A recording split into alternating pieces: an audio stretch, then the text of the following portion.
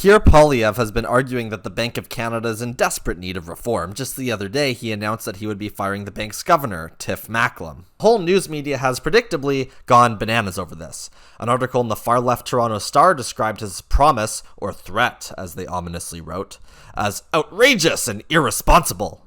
Another article in the National Post, a conservative newspaper, took the same line, describing Poilievre's call to fire Macklem as rash, reckless, and dangerous. Over at the CBC, they published an article titled, "Get This, Political Rhetoric on Inflation is Out of Touch with Reality, Experts Say." That's right, calm down, Pierre. The experts have spoken. We're not going to have inflation, we're going to have deflation. The inflation isn't going to get that bad, it's just transitory.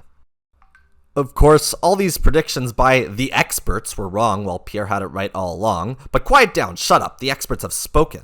And this time they say that inflation is the result of, quote, global supply chain issues and geopolitical tensions, things over which Canada has little influence. How convenient for the government. But this is the best of all. This is what you'll appreciate the most. Justin Trudeau himself decided to weigh in on Pierre's monetary policies, stating that Pierre, quote, seems to profoundly either misunderstand that or not care about the facts at all. Really?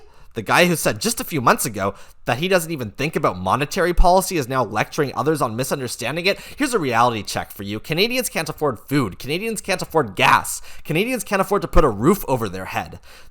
The media is finally starting to acknowledge this, but as usual, they're spinning it. Global News published an article on Thursday saying Canadians are finding creative ways to cut costs and need to reimagine their budget.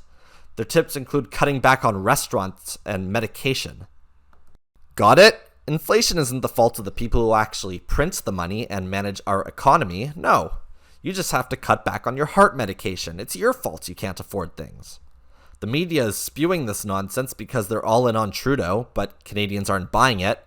The media can be outraged all they want. Normal people know that if they fail at their jobs, they get fired, and Tiff Macklem over at the Bank of Canada is obviously failing at his job.